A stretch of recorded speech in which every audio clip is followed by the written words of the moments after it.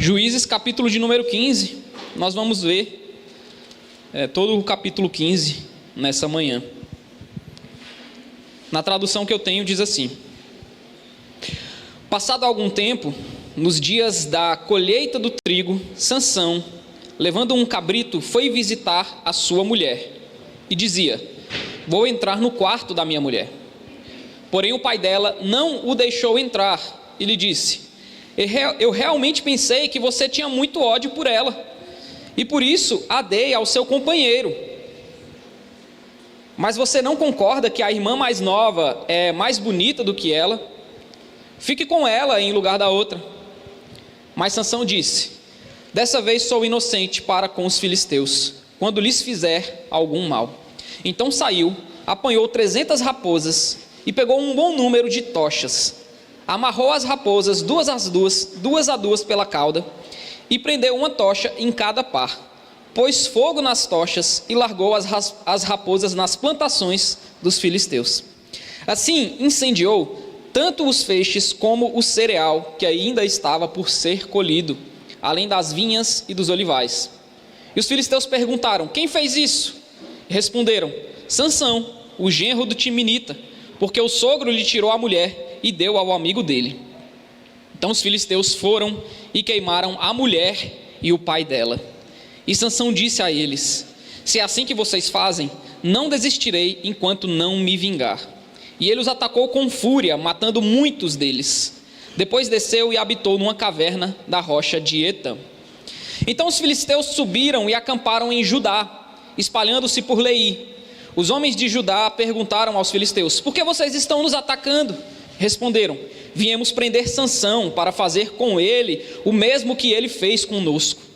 Então 3.000 homens de Judá foram até a caverna da rocha de Etã e disseram a Sansão: você não sabia que os filisteus dominam sobre nós? Por que então você nos fez isto? E ele lhes respondeu: assim como fizeram comigo, eu fiz com eles. Os homens de Judá disseram a Sansão: viemos para amarrar você, para o entregar nas mãos dos filisteus. E Sansão disse: jurem para mim que vocês não me matarão. Eles lhes disseram: não, nós somente vamos amarrar você e entregá-lo nas mãos dos filisteus, mas de maneira nenhuma vamos matar você. Então o amarraram com 2 cordas novas e o fizeram sair da caverna. Quando Sansão chegou a Leí, os filisteus foram gritando ao encontro dele. Mas o Espírito do Senhor de tal maneira se apossou de Sansão, que as cordas que ele tinha nos braços se tornaram como fios de linho queimados, e as amarras que ele tinha nas mãos se soltaram. Achou uma queixada de jumento ainda fresca, pegou-a na mão e com ela matou 1.000 homens. E disse: com a queixada de jumento um montão, outro montão, com a queixada de jumento matei 1.000 homens. Quando acabou de falar, jogou fora a queixada, e aquele lugar foi chamado de Ramat-Leí. Sentindo muita sede, Sansão clamou ao Senhor e disse: por meio do teu servo deste essa grande salvação. Será que agora vou morrer de sede e cair nas mãos desses incircuncisos? Então o Senhor fendeu a cavidade que estava em Leí, e dela saiu água. Sansão bebeu, recobrou o alento e reviveu. Por isso aquele lugar se chama En-Hacoré, até o dia de hoje. Sansão julgou Israel nos dias dos filisteus durante 20 anos. Pai, obrigado, Senhor, obrigado pela Tua palavra, obrigado porque o Senhor é bom, obrigado pelo dia de hoje, porque o Senhor nos reuniu aqui como povo Teu, Pai. Mesmo não sendo muitos aqui da mesma igreja, mas da mesma uma só família que o Senhor fez. Para além dos nossos laços de sangue, nós somos um em Ti, Pai. Nós somos uma família no Senhor. Nós temos em comum, para além de tudo, a nossa fé no Senhor e o fato de que o Senhor é o nosso Salvador e nosso Pai. Muito obrigado, Deus, muito obrigado pela Tua presença. Obrigado, Senhor, porque por cada um que o Senhor trouxe aqui. Que o Senhor possa nos ensinar nessa manhã, nos aperfeiçoar, no nome de Jesus. Amém. Bom, meus irmãos, como eu disse a vocês, eu tenho pregado essa série aqui no livro de Juízes, e nós já estamos no capítulo 15, já caminhando para o final do livro. E hoje nós vamos dar continuidade à história de Sansão, esse último juiz de Israel. A maioria de vocês que está aqui não tem acompanhado a série, mas só para vocês se situarem, se contextualizarem, no livro de Juízes ele acontece logo após a conquista da terra prometida ali, que aconteceu com Josué. E aí Josué morre. Depois que Josué morre, tem uma lacuna de liderança em Israel. E aí Israel está meio que cada um por si, cada tribo conquistando o seu território, terminando de expulsar os inimigos que estavam na terra prometida. E o Senhor manda as 12 tribos de Israel expulsarem esses inimigos para que eles pudessem habitar a terra com paz, com tranquilidade, para que eles não se prostituíssem com os deuses dos povos que habitavam a terra. E aí a gente vai ver que Israel vai falhar na sua tarefa de expulsar os povos, porque eles não confiam no Senhor, porque eles preferem, ao invés de expulsar esses povos da terra, muitas vezes subjugar esses povos e colocar eles como escravos. E nisso eles preferem também casar as suas filhas com os filhos daqueles povos que habitavam ali na terra. E a gente vai ver que isso vai ser fruto de muita idolatria no meio de Israel, de pecado no meio de Israel. Israel vai se prostituir, vai acabar se prostituindo com os povos daquelas terras. E a gente vai ver que de tempos em tempos aqueles povos vão acabar dominando Israel, vão acabar por causa do pecado de Israel. O Senhor vai os entregar nas mãos dessas nações inimigas. E o Senhor vai de tempos em tempos levantar juízes que são libertadores, né? Os juízes vão ser esses homens que vão libertar Israel das mãos dessas nações inimigas. Nesse contexto aqui, Israel ainda era um amontoado de tribos, ainda não havia uma organização social, ainda não havia um rei sobre Israel. E o livro de Juízes vai mencionar uma frase de forma corriqueira, dizendo que naqueles dias não havia rei em Israel e cada um fazia o que bem entendia, cada um fazia o que dava na telha. E Sansão vai ser o último juiz desses todos que nós vimos aí no decorrer dos últimos meses. E Sansão especialmente, ele vai ser alguém que vai ser escolhido por Deus desde o ventre. Diferente dos outros juízes, o Senhor vai aparecer à mãe de Sansão, vai falar para a mulher que era estéril, a mãe de Sansão, que ele daria à luz um filho, e que por meio desse filho o Senhor começaria a livrar Israel das mãos dos filisteus, que era a nação que os oprimia aqui durante 40 anos. E Israel se vê numa condição onde eles estão muito longe de Deus, eles não conseguem nem mesmo clamar ao Senhor. Israel, você vai ver que durante a história de Sansão, eles não clamam ao Senhor, eles não pedem que o Senhor os livre, eles estão tão longe de Deus e tão acomodados na situação de serem subjugados pelos filisteus, eles estão tão tranquilos nessa situação de pecado, de idolatria, de afastamento de Deus, que eles não se sentem na obrigação de clamarem ao Senhor para saírem dessa situação. Mas o Senhor, mesmo assim, o Senhor é bom. Mesmo com um povo que é incapaz de clamar a Ele, o Senhor decide levantar um libertador para livrar Israel das mãos dos filisteus, e Ele faz isso por meio de Sansão. E no capítulo passado, nós vimos que Sansão, que tinha sido escolhido para ser o libertador de Israel, para lutar contra os filisteus, para tirar Israel da opressão e do jugo dos filisteus, o que Sansão está fazendo? Ele cresce, vira um homem, e o que ele vai fazer? Sansão decide ser amigo dos filisteus. Sansão decide escolher uma mulher para casar dentre os filisteus. E a gente percebe que ele vai fazer ali um casamento com aquela mulher, os padrinhos de casamento dele vão ser homens filisteus. Então ele está muito bem acomodado nessa situação de pecado. Só que a gente vai perceber também no capítulo passado que o Senhor decide então gerar uma inimizade entre Sansão e os filisteus, para que eles pudessem perceber, para que Israel pudesse perceber que aquela situação ali não era boa para Israel, que ficar debaixo do jugo de um povo mau, de um povo cruel e opressor que eram os filisteus, não era nada bom, eles estavam longe de Deus. E aí o Senhor vai usar todas as situações para causar essa inimizade entre Sansão e os filisteus. E a gente vê que ele termina o capítulo passado matando 30 filisteus e deixando a sua noiva, que ele havia escolhido para casar. No dia do casamento, Sansão fica com raiva dela, porque ela havia feito ali, havia contado um dos seus segredos para os filisteus. Aqui não é Dalila ainda, mas ela também havia contado o seu segredo para os filisteus, e aí Sansão é obrigado a pagar uma aposta que ele tinha feito. Tudo isso aí está no capítulo 14, depois você pode ler na sua casa, mas o capítulo termina com Sansão matando 30 filisteus e deixando a sua noiva lá, filisteia, lá na casa do pai dela mesmo, e ele vai embora para a sua terra. E o capítulo 15, meus irmãos, começa dizendo que passado algum tempo, nos dias da colheita do trigo, Sansão, levando um cabrito, foi visitar a sua mulher e dizia: eu vou entrar no quarto da minha mulher. Porém o pai dela não o deixou entrar. Como eu disse para vocês, Sansão havia deixado a sua mulher, ele havia abandonado o casamento com muita raiva dos filisteus e da mulher. Mas parece que passou um tempo e o Sansão, ele meio que esfriou a cabeça, ele meio que viu que aquela situação com os filisteus ali estava confortável mesmo, que de fato ele não deveria cumprir o seu propósito de livrar Israel das mãos dos filisteus, e ele resolve então voltar atrás. Ele decide voltar à casa daquela mulher que ele havia abandonado no altar para se deitar com ela, e ele vai levando um cabrito como se nada tivesse acontecido, e ele fala: eu vou entrar no quarto da minha mulher. Porém o pai dela não deixou ele entrar. E o pai dela falou: olha, eu pensei que você tinha muito ódio por ela, então eu dei ela ao seu companheiro.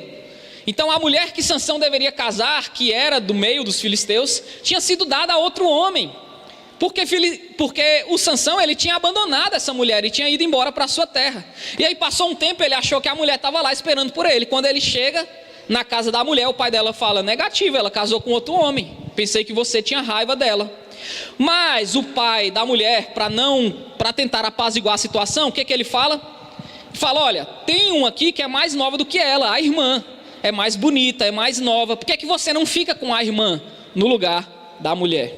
Mas tudo isso, meus irmãos, era o Senhor moldando a situação para mostrar para Sansão e para Israel que os filisteus não eram um povo bom, que os filisteus não eram alguém que eles deveriam se relacionar, que eles deveriam estar acomodados naquela situação de opressão e de jugo. É Deus mostrando para Sansão e para o seu povo que eles não deveriam ter amizade com quem pratica o mal, que eles não deveriam ter amizade com este povo que odiava o Senhor, com este povo que servia a outros deuses, com este povo que praticava atrocidades. Então Sansão fica indignado com toda essa situação no verso 3, e Sansão fala: olha, dessa vez eu sou inocente para com os filisteus quando eu fizer algum mal contra eles. E esse é o meu primeiro ponto, do verso 1 até o verso 8, inimizade contra os filisteus. O Senhor está suscitando essa inimizade aqui, porque Deus está direcionando as coisas no sentido de que Israel estava servindo um povo que era cruel. Israel estava longe do propósito que Deus havia escolhido para o seu povo. Deus havia tirado eles do Egito com um grande milagre, atravessando o Mar Vermelho. Deus havia entregue para eles uma terra prometida, onde eles deveriam se multiplicar, onde eles deveriam amar o Senhor, adorar o Senhor. Sabe, é como se Deus tivesse nos pego numa posição de pecado, numa posição de escravidão, nos tirado daquela situação, tivesse nos dado uma vida excelente para a gente, um bom emprego, uma casa, um carro, e no meio dessa situação onde o Senhor havia nos colocado, nós simplesmente abandonamos o Senhor e começamos a servir outros deuses, como o dinheiro, como a nossa posição social. Era mais ou menos isso que Israel estava fazendo. Eles haviam simplesmente trocado o Senhor pelos outros deuses, que no caso aqui desse texto eram os deuses dos filisteus. Então Israel estava longe do Senhor, e o Senhor queria mostrar para Israel que aquilo estava errado. E simplesmente deixar Israel cair nas mãos dos filisteus e sofrer a opressão e o jugo dos filisteus não foi suficiente para Israel se sentir desconfortável naquela situação e clamar ao Senhor. Não foi suficiente. Israel estava tão acomodado no pecado que eles preferiam sofrer debaixo das mãos dos filisteus do que voltar ao Senhor, do que clamar ao Senhor. Sabe, meus irmãos, eu não sei vocês, mas eu já vi gente nessa situação, que uma vez foi povo de Deus, que uma vez serviu ao Senhor, mas que, sabe, pelas circunstâncias da vida, com o tempo, acabaram se afastando de Deus, e hoje estão numa situação debaixo do pecado que sentem eles acabam se sentindo confortáveis debaixo do pecado, mesmo que isso faça mal para eles. Talvez você também já tenha se sentido nessa posição alguma vez da sua vida. Parece que você não tem nem forças para simplesmente sair desse pecado, sair dessa situação onde você está longe do Senhor. E é isso que está acontecendo aqui com o povo de Israel. Eles estão confortáveis na posição. Sabe, meus irmãos, Tiago capítulo 4, verso 4, ele já diz o seguinte: gente infiel, vocês não sabem que a amizade do mundo é inimizade contra Deus. Aquele, pois, que quiser ser amigo do mundo se torna inimigo de Deus. É mais ou menos isso que está acontecendo aqui também no meio do povo de Israel, e está acontecendo até com Sansão. Eles estão tão amigos dos filisteus que eles preferem sofrer a opressão dos filisteus do que voltar aos caminhos do Senhor. E Deus está mostrando para Sansão que ele não deveria ser amigo dos filisteus, pois eles representavam o mal, eles representavam as trevas, eles representavam a inimizade contra Deus. Eles oprimiam os israelitas, eles serviam Dagon, que era um deus que exigia sacrifícios humanos. Eles eram cruéis. Eles haviam ameaçado queimar a noiva de Sansão durante a sua festa de casamento. E aí Deus está levantando, suscitando essa situação para Sansão perceber que ele não deveria ser amigo daquele povo. E aí o verso 4 vai dizer que Sansão saiu com raiva porque a sua mulher tinha sido entregue a outro homem, apanhou 300 raposas, pegou um bom número de tochas, amarrou as raposas duas a duas pela cauda, pôs fogo nas tochas e lançou as raposas nas plantações dos filisteus. E assim incendiou tanto os feixes como o cereal que ainda estava por ser colhido, além das vinhas e dos olivais. Sansão fez uma crueldade muito grande aqui também, meus irmãos. Eu não vou defender Sansão aqui, porque na verdade ele é um libertador para Israel nesse momento, mas ele é um libertador bem imperfeito, na verdade. Ele é um libertador que vai fazer coisas terríveis também. Ele vai pegar essas raposas, vai colocar fogo no rabo delas, vai soltar elas no meio das plantações de trigo. E era a época da colheita, então estava carregado de trigo. O que Sansão está fazendo aqui é causando um prejuízo enorme para os filisteus. Toda aquela colheita que eles plantaram, que demorou um maior tempo para crescer, o trigo que era a base da alimentação daquele povo, e aquela colheita agora está totalmente destruída porque Sansão decidiu tacar fogo na colheita. Os filisteus vão ficar malucos com isso. Verso 6, eles vão perguntar: quem fez isso? E aí vão dizer: olha, foi Sansão, o genro do Timinita, porque o sogro lhe tirou a mulher e deu ao amigo dele. Então os filisteus foram e queimaram a mulher e o pai dela. Se no capítulo 14 os filisteus já haviam feito ameaças contra essa mulher, dizendo que iriam queimar ela, o seu pai e a sua casa, caso ela não entregasse o segredo de Sansão, agora esse povo coloca em prática aquilo que estava no coração deles. Para vocês terem uma ideia de como os filisteus eram cruéis, eles decidiram queimar a mulher, que era a ex-mulher de Sansão, e o pai dela. Eles não tinham muito a ver com a história, meus irmãos. Eles não tinham feito nenhum mal. Eles eram do povo filisteu, eles eram filisteus. Mas os filisteus cruéis decidiram fazer com que outra pessoa pagasse o pato no lugar de Sansão. E é isso que acontece, meus irmãos, muitas vezes, quando nós estamos longe do Senhor. Quando nós tomamos, decisões precipitadas, como é o caso de Sansão aqui.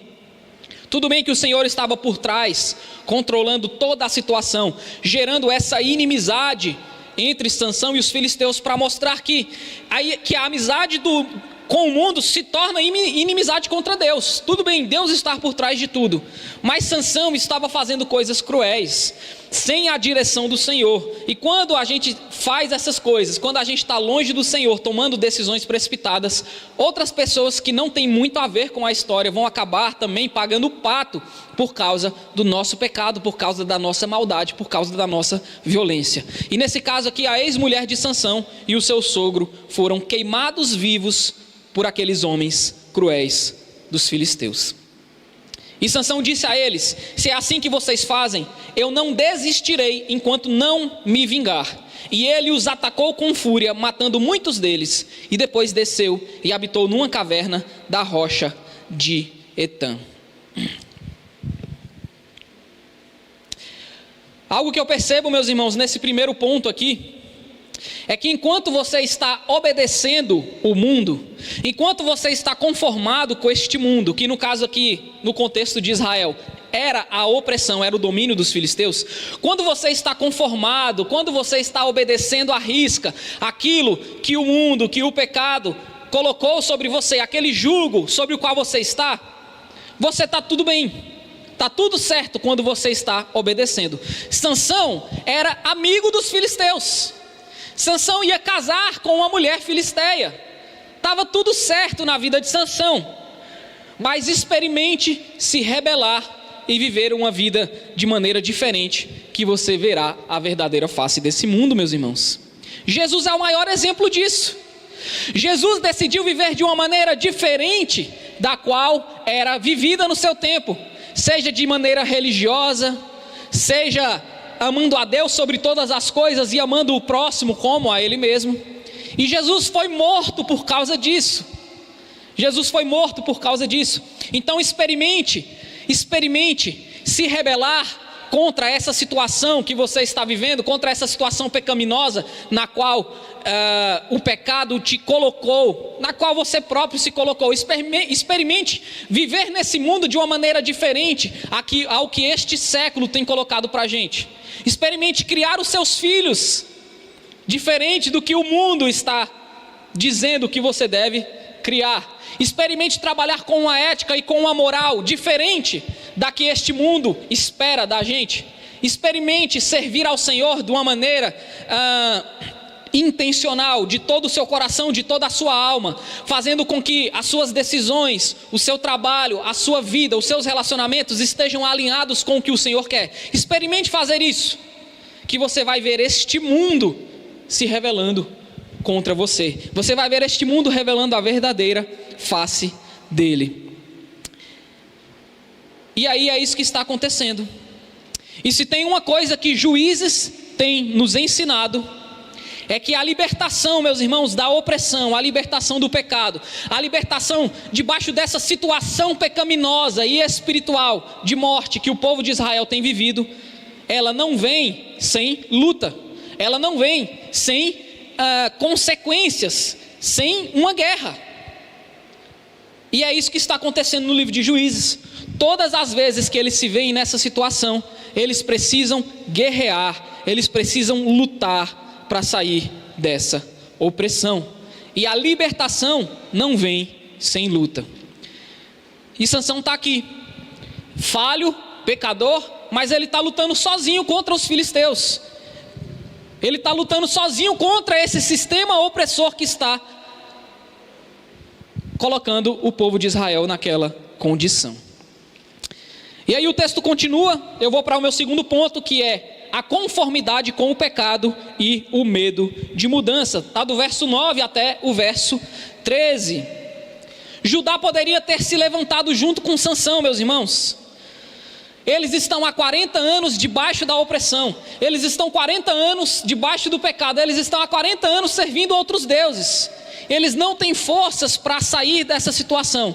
Mas o Senhor levanta Sansão como um libertador, levanta Sansão como um fio de esperança, mesmo que ele seja falho, mesmo que ele, desobedeça ao Senhor, mas o Senhor está levantando ele. O Senhor está dando para Israel um fio de esperança, de que é possível sair dessa situação, de que é possível sair do pecado, de que isso vai gerar luta, vai gerar uma guerra, vai ser complicado, não vai ser fácil, mas é possível sair dessa condição de pecado. É isso que Deus está mostrando para Israel ao levantar Sansão. E Sansão está lutando sozinho contra os filisteus, e ele poderia muito bem ter a ajuda agora dos seus compatriotas. Vamos nos unir a Sansão, vamos lutar contra essa opressão, vamos sair dessa situação de pecado, vamos voltar para os caminhos do Senhor. É isso que eles vão fazer, meus irmãos? A gente vai ver que não. Então os filisteus subiram e acamparam em Judá. E Judá, meus irmãos, a gente já viu no início do livro de Juízes, que era a tribo que deveria liderar Israel nos caminhos do Senhor, era a tribo que deveria liderar Israel na expulsão daquele povo hostil que estava na terra prometida. Judá tinha uma posição de liderança. Judá deveria ser a primeira tribo que deveria querer lutar contra os filisteus. E olha só o que Judá está fazendo aqui. Os filisteus subiram e acamparam em Judá, espalhando-se por Leí. E os homens de Judá perguntaram aos filisteus: por que vocês estão nos atacando? E eles responderam: nós viemos prender Sansão, para fazer com ele o mesmo que ele fez conosco. Ou seja, os filisteus queriam matar Sansão. Então 3.000 homens, não era pouca gente, hein? Eles tinham um exército. 3.000 homens de Judá foram até a caverna da rocha de Etã e disseram a Sansão: você não sabia que os filisteus dominam sobre nós? Por que então você nos fez isto? E eles responderam: assim como fizeram comigo, eu fiz com eles. E os homens de Judá disseram a Sansão: viemos para amarrar você, para entregar você nas mãos dos filisteus. Judá, meus irmãos, era quem deveria liderar Israel na luta contra os inimigos. Judá era quem deveria, estar conclamando o povo a lutar contra os filisteus para voltar para os caminhos do Senhor. E Judá está aqui prostrado diante da opressão dos filisteus. E Judá decide reunir 3 homens, não para lutar contra o pecado, não para lutar contra o mal, não para lutar contra os inimigos de Deus, não para sair daquela situação de pecado e de afastamento do Senhor. Judá decide levantar 3.000 homens para prender Sansão, que era o único que estava tentando tirar eles daquela situação. E eles prendem Sansão e levam Sansão para os filisteus.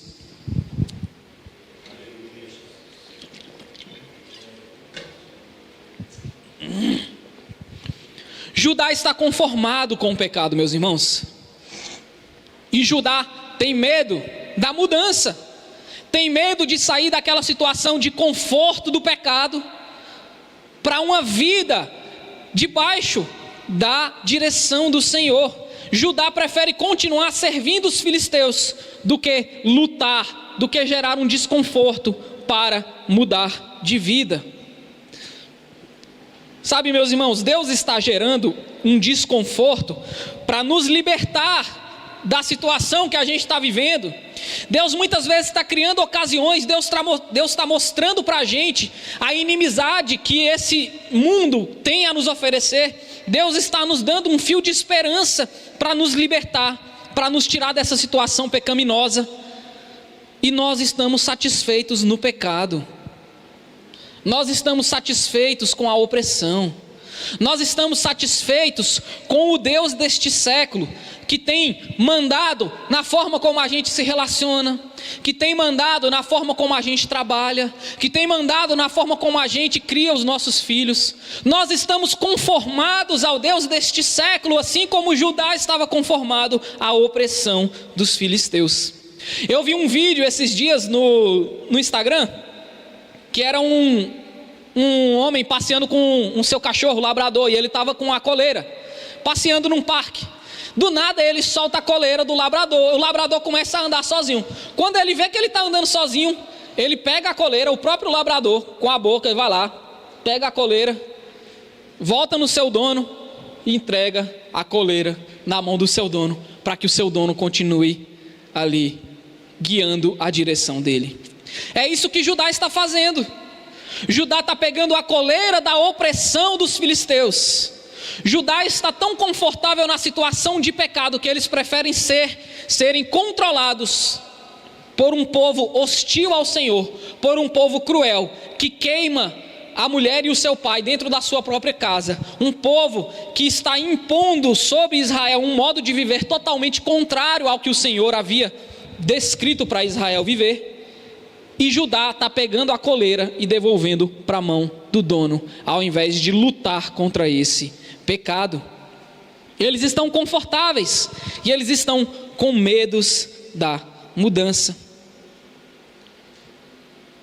Eles deveriam liderar Israel nessa mudança, meus irmãos. Isso aqui retrata a condição espiritual do povo de Deus, de submissão ao pecado, de comodidade na situação pecaminosa em que eles viviam. Mas Deus quer libertar o seu povo. Deus quer libertar o seu povo, meus irmãos. E mesmo que Judá seja covarde, e mesmo que o líder espiritual de Israel, aquele que deveria liderar para a mudança, esteja tão conformado no pecado, esteja tão imbuído, tão, entrelaçado com a cultura daquele século, que não queira propor uma mudança espiritual para o povo de Deus, ainda assim o Senhor quer libertar o seu povo, e Ele vai fazer. Ele vai fazer, mesmo que o líder espiritual não faça, mesmo que o pastor não lidere o povo na direção, mesmo que as igrejas estejam vendidas, mesmo que quem deveria estar liderando esteja vendido, esteja conformado a essa situação, ainda assim o Senhor vai levantar pessoas para libertar o seu povo dessa opressão, para ser voz profética, para dizer para o povo que eles não devem viver segundo este século. Deus quer libertar o seu povo, e um homem sozinho, cheio do Espírito de Deus, vai fazer isso, aquilo que 3.000 homens não conseguiam. E esse é o meu terceiro ponto. Deus age de maneira extraordinária em favor do seu povo, que está do verso 14 até o verso 20. Então Judá entrega Sansão amarrado para os filisteus. Verso 14: quando Sansão chegou a Leí, os filisteus foram gritando ao encontro dele. Então os filisteus, imagina os filisteus, agora a gente vai matar esse homem, agora a gente vai matar aquele que estava lutando contra a gente, agora a gente vai destruir o único fio de esperança desse povo israelita. A gente vai calar, a gente vai oprimir, a gente vai censurar, a gente vai matar o único que está se levantando contra a gente. A alegria dos filisteus é essa: calar aquele que estava se levantando contra eles, apagar o último fio de esperança que existia da libertação de Israel. Então eles vão gritando ao encontro de Sansão: ei, agora a gente vai matar esse infeliz. Mas o Espírito do Senhor de tal maneira se apossou de Sansão, que as cordas que ele tinha nos braços se tornaram como fios de linho queimados, e as amarras que ele tinha nas mãos se soltaram. Achou uma queixada de jumento ainda fresca, pegou-a na mão e com ela matou 1.000 homens. Deus está fazendo com um homem sozinho, meus irmãos, aquilo que 3.000 homens não conseguiram fazer. Sansão sozinho. Meus irmãos, a gente já viu muita história de Sansão dizendo que ele era um homem super forte, não é? Uma espécie de super-herói. Não tem nada disso, meus irmãos. Sansão era um homem comum, um homem pecador, um homem falho, um homem que estava distante de Deus, um homem que queria se casar com uma filisteia, com aquele povo, um homem que queria ser amigo do povo que ele deveria lutar contra. Sansão é um homem totalmente falho, e ele não tinha super força em todo o tempo, não. Não era como se ele pudesse pegar uma pedra e mover daqui para lá um pedregulho gigante. Não era como se ele pudesse levantar um carro na hora que ele quisesse. Não. Sansão só poderia fazer coisas extraordinárias quando o Espírito do Senhor estava sobre ele. E o Espírito do Senhor enche Sansão, e Sansão quebra aquelas cordas. Ele pega uma cabeça de jumento, né? uma espécie de mandíbula de jumento, provavelmente um jumento que havia morrido há pouco tempo, que o osso ainda estava firme. Ele pega aquela mandíbula, e com aquela mandíbula, porque ele não tinha arma nas mãos, ele derrota 1.000 homens dos filisteus. Um homem sozinho, que consegue lutar contra o mal, e consegue livrar o povo de Israel de maneira extraordinária. E a forma extraordinária com que Sansão livra o povo de Israel mostra a disposição do Senhor em fazer algo impossível pelo seu povo. Eu quero ressaltar mais uma vez, meus irmãos, o povo aqui não estava clamando o Senhor. O povo aqui estava no mais profundo do abismo. Eles estavam tão fundo no seu pecado que eles não tinham nem forças para clamar o Senhor. Pelo contrário, quando o Senhor levanta um libertador, eles querem amarrar esse libertador e devolver ele para o inimigo. Então o povo de Deus aqui não está numa disposição de clamar. Quando eu li esse texto, quando eu vejo a condição espiritual de Israel aqui, eu lembro do que Paulo escreveu lá em Efésios, falando sobre a nossa condição espiritual, falando sobre eu e você, sobre a minha vida e a sua vida, que talvez não seja hoje, mas em algum momento já foi.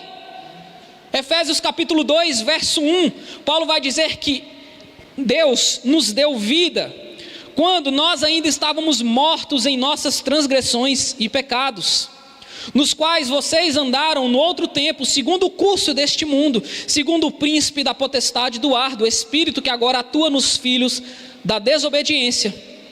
Entre eles também nós todos andamos no passado, segundo as inclinações da nossa carne, fazendo a vontade da carne e dos pensamentos, e éramos por natureza filhos da ira, como também os demais. Mas Deus, sendo rico em misericórdia, por causa do grande amor com que nos amou, e estando nós mortos em nossas transgressões, Ele nos deu vida juntamente com Cristo. Pela graça vocês são salvos. É o evangelho no meio da escuridão. A história de Sansão nos ensina, sabe, meus irmãos, que mesmo que nós estejamos no mais profundo abismo, mortos espiritualmente, como Israel estava, mortos, incapazes de clamar o Senhor, ainda assim o Senhor ama esse povo de tal maneira que Ele vai fazer coisas extraordinárias para libertar esse povo. O Senhor faz coisas extraordinárias para salvar o seu povo. Ele salva Israel das mãos dos filisteus. O Senhor faz coisas extraordinárias, Ele nos tira dessa condição mesmo que a gente não tenha forças. Nós estávamos mortos em nossos pecados e delitos, mas assim como Sansão, que era um homem comum, um homem pecador, um homem falho, que não tinha condições por si só de se levantar e lutar contra a condição espiritual de Israel, o Senhor encheu ele com o Espírito, o Senhor deu vida a Sansão, o Senhor deu força a Sansão, e Sansão foi capaz de livrar Israel das mãos dos filisteus. Assim também, meus irmãos, sobre nós, sabe, não sei, talvez você está numa condição que você não consegue nem mesmo clamar ao Senhor. Você está vivendo uma vida onde o pecado já, sabe, você já se conformou tanto com algum tipo de pecado, com algum tipo de estilo de vida que desagrada ao Senhor, que você não quer mexer nessa situação. Tá bom do jeito que tá, você não quer gerar o desconforto e você não tem nem, sabe, forças para clamar ao Senhor. Mas o Espírito do Senhor que encheu Sansão, o Espírito do Senhor que ressuscitou Jesus dentre os mortos, esse é o mesmo Espírito que habita em nós e que nos dá força para sairmos dessa situação, para abandonarmos uma situação de conformidade com o pecado, para gerar mudança real nas nossas vidas. A história de Sansão não ensina os filhos de Deus sobre violência, embora o que a gente tenha lido aqui seja muita violência, não é? Tem muita violência aqui, mas não é o que o livro está querendo nos ensinar, que nós devemos ser homens violentos como Sansão. Não é nada disso, meus irmãos. Que nós devemos ser homens que vão lutar contra os nossos inimigos pela violência, pela força. Não é isso que o livro de Juízes e a história de Sansão tem a nos ensinar. O que Sansão, Juízes e o Senhor quer nos ensinar aqui é que Deus salva o seu povo que estava mortos em seus pecados e delitos e totalmente entregues a este mundo e incapazes de escolher a Deus. É o Senhor salvando Judá, é o Senhor salvando Israel, é o Senhor salvando Sansão, mesmo que eles fossem incapazes de escolher a Deus. É o evangelho, meus irmãos, aqui no meio da escuridão e da violência do livro de Juízes. Sansão mata aqueles homens, e o verso 17 fala que quando Sansão acabou de falar, jogou fora a queixada, e aquele lugar foi chamado Ramate-Leí. Sentindo muita sede, Sansão clamou ao Senhor e disse: por meio do teu servo deste essa grande salvação. Sansão está reconhecendo aqui que a salvação veio do Senhor, e que por meio dele, por meio do Senhor encher a ele conseguiu operar aquela salvação. Será que agora vou morrer de sede e cair nas mãos desses incircuncisos?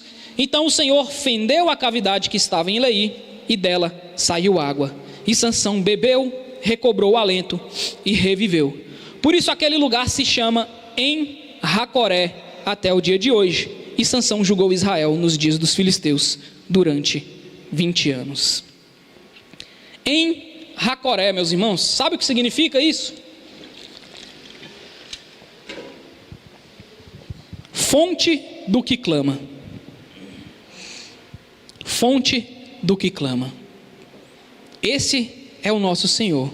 Sansão reconhece que a salvação veio do Senhor, ele clama por água, mesmo sendo um homem falho, um homem violento, um homem cheio de erros. O Senhor é misericordioso e atende o clamor de Sansão, abrindo uma fenda na rocha, como já havia feito lá no deserto para aquele povo que não merecia. Isso nos mostra, meus irmãos, que o Senhor não muda. Assim como ele fez lá no passado para aquele povo que estava no deserto, e ele abriu na rocha de maneira que saiu água, aqui novamente o Senhor está fazendo isso por pura misericórdia. Não porque Sansão mereça, não porque Judá mereça, mas por pura graça, porque o Senhor não muda. E se ele fez no passado, ele pode fazer novamente.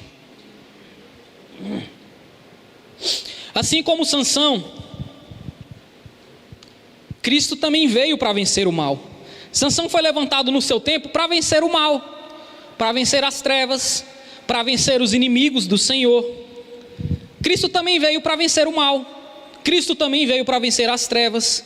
Cristo também veio para vencer os inimigos de Deus.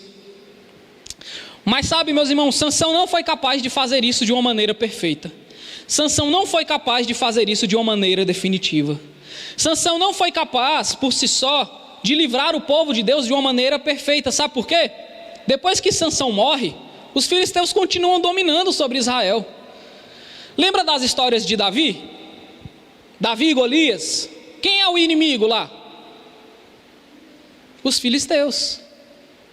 Os filisteus continuam ainda por muitas décadas e décadas sendo os inimigos do povo de Deus, porque Sansão não foi capaz de concluir o serviço de uma vez por todas. Mesmo que tenha sido levantado para vencer o mal, ele não consegue fazer isso de maneira perfeita e definitiva. Mas Cristo fez, meus irmãos. Cristo de maneira perfeita e definitiva, diferente de Sansão, não praticando a violência que Sansão praticou, mas sofrendo a violência. Eu sempre fico boquiaberto com esse aspecto do ministério de Jesus, porque todos os outros libertadores de juízes do Antigo Testamento, Davi também, Salomão, todos esses, meus irmãos, eles venciam o mal por meio da violência. Mas Cristo foi o único libertador que venceu o mal, não cometendo violência, mas sofrendo a violência. Ele morreu por nós e ressuscitou. Mas nós ainda estamos nesse mundo caído, não é? Mesmo que Deus tenha derrotado o mal de maneira definitiva, mesmo que Jesus tenha vencido Satanás na cruz e ressuscitado e tenha vencido a morte, nós ainda estamos vivendo num mundo caído, num mundo que tem mal, num mundo que tem maldade, que tem violência, num mundo que luta contra a gente, que oprime os filhos de Deus. Sim, nós ainda estamos vivendo nesse mundo caído, que está sendo redimido aos poucos, né? A gente vai vendo o mundo sendo redimido aos poucos por meio dos filhos de Deus. E é por isso, meus irmãos, que nós também devemos continuar lutando contra o mal. Nós devemos continuar lutando contra o mal. Não como Sansão, que pegou uma mandíbula de jumento e matou 1000 homens. Esse não é o nosso papel. Isso aconteceu no contexto de Sansão, de uma determinada maneira que precisava acontecer. Mas nós ainda assim temos que lutar contra o mal do nosso tempo. O mal do tempo de Sansão eram os filisteus. E do nosso? Qual é o mal do nosso tempo, meus irmãos? Ou quais são os males do nosso tempo? E que nós, como filhos de Deus, devemos lutar contra. Se você está pensando aí agora no seu coração, é o meu chefe, aquele bandido. Se você está pensando aí agora, é o meu vizinho, aquele infeliz que deixa o som ligado a noite toda e não deixa eu dormir, você está enganado.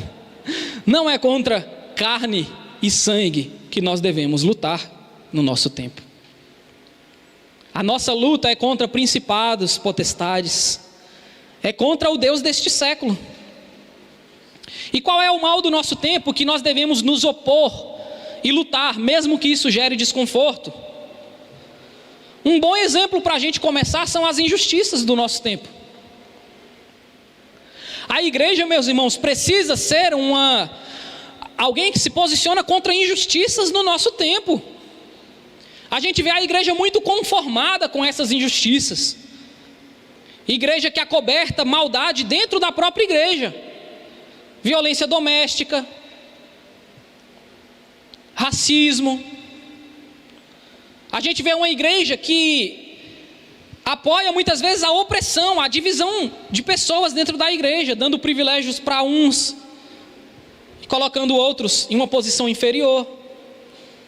E nós, como filhos de Deus, temos que lutar contra as injustiças do nosso tempo, contra a corrupção da igreja. Está aí um mal do nosso tempo. A igreja corrompida, a igreja que se vendeu. E como que a gente luta contra isso?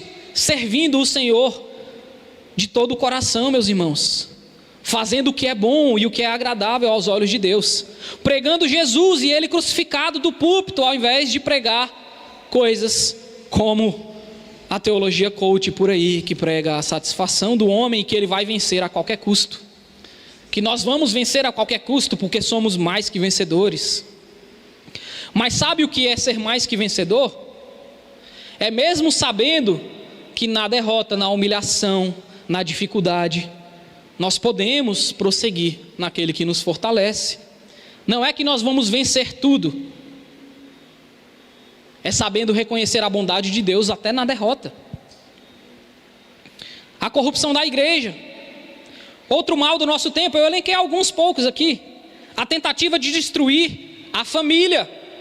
É ou não é um mal do nosso tempo? As pessoas querem impor isso para a gente.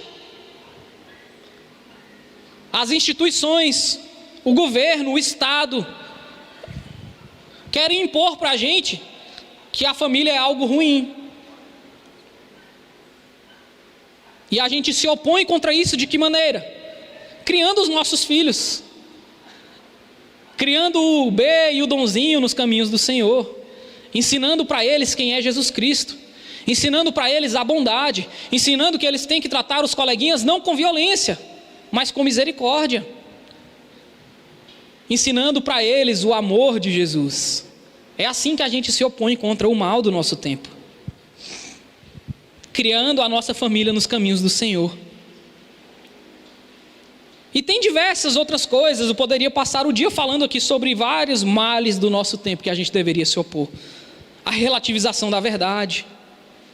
No meu trabalho, por exemplo, eu tenho que lutar contra a corrupção do Estado, contra a corrupção nos processos licitatórios, para que o Estado direcione o dinheiro de maneira correta para onde ele deve ir.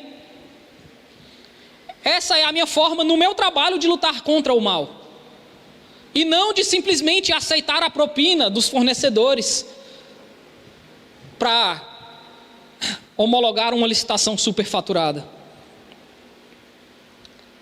Lutar contra o governo deste mundo, sabe, é tão normal nesse mundo fazer as coisas erradas, que quando você faz o que é certo, você está automaticamente lutando contra o mal nesse mundo.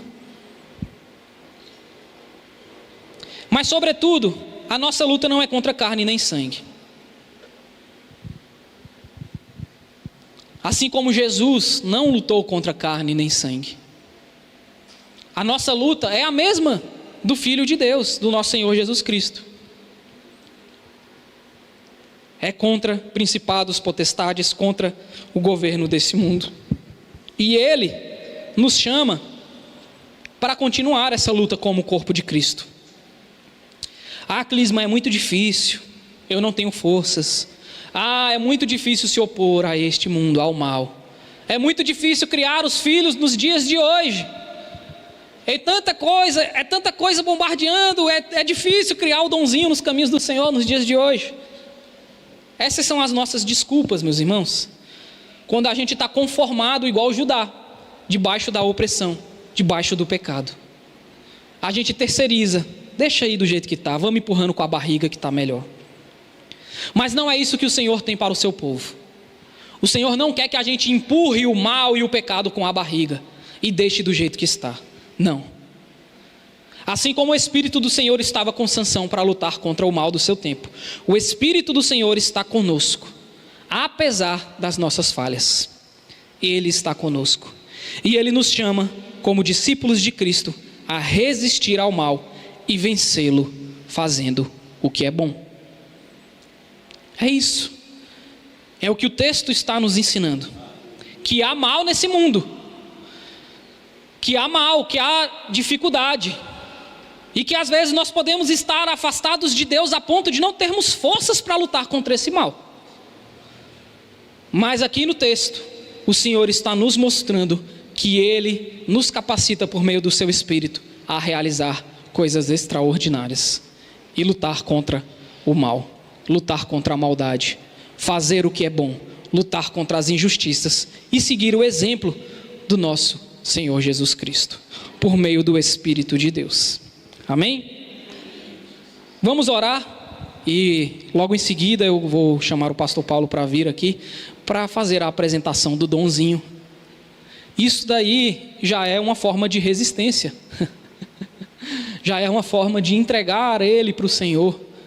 E de clamar e de pedir ao Senhor que Ele seja mais um instrumento nas mãos de Deus para continuar lutando contra o mal deste mundo, contra as injustiças, contra aquilo que Satanás quer impor sobre a igreja de certa maneira.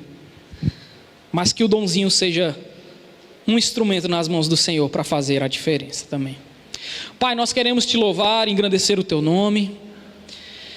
Porque mesmo quando nós não temos forças para clamar, o Senhor ainda é bom, Pai. O Senhor não depende do nosso clamor. O Senhor não depende da nossa bondade. Mas ainda assim o Senhor é o Deus que ouve o que clama. Ainda assim o Senhor é bom, o Senhor faz coisas extraordinárias. Ainda assim o Senhor nos desperta, Deus, para a condição que nós estamos vivendo, Pai. Eu quero Te pedir no nome de Jesus que o mesmo Espírito que levantou Sansão contra o mal do seu tempo, possa também nos despertar,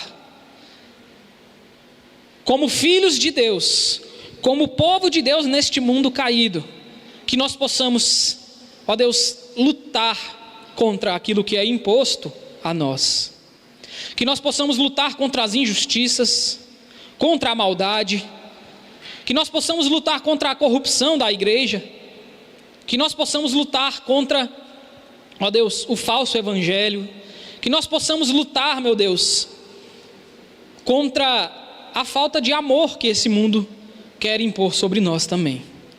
No nome de Jesus, Pai, por meio do Teu Espírito, nos leva a sermos agentes, pessoas que não se conformam com este mundo, mas que estão dispostos a transformá-los pela renovação da nossa mente. Que o Teu Espírito transforme a nossa mente para que nós possamos ser capazes de mudarmos também as atitudes no dia a dia. No nome de Jesus, Pai, muito obrigado pela Tua palavra. Que o Senhor possa continuar nos aperfeiçoando no decorrer dessa semana. Em nome de Jesus.